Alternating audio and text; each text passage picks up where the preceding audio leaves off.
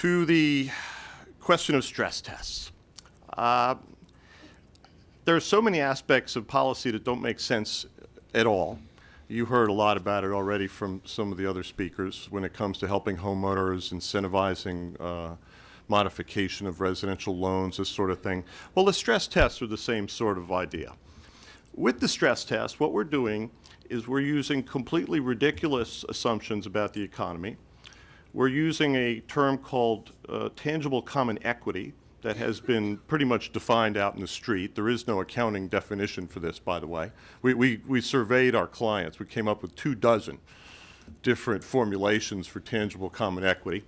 And the regulators then proposed to compare this number to what's called risk-weighted assets, which is a notional concept. It's not really meant to be used in a capital adequacy calculation per se, because I'll give you an example. With Citi, risk-weighted assets is about 55% of total assets.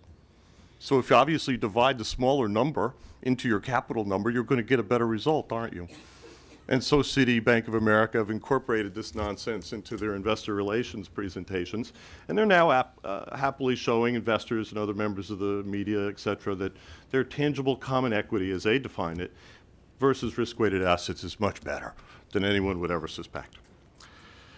All I can say is I don't think this process is credible, and every day that goes by that our government supports this, promotes this, holds this out as a credible policy objective for our citizens and for the rest of the world to look at, we are losing credibility.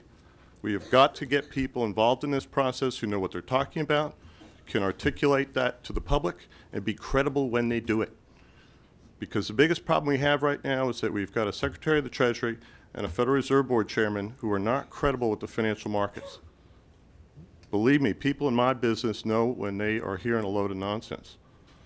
And they're not going to be forgiving. Remember, the benchmark is tangible common equity. That is the harshest, most unreasonable benchmark I can think for bank solvency. But that's what the market has decided that they trust. That's all you need to know.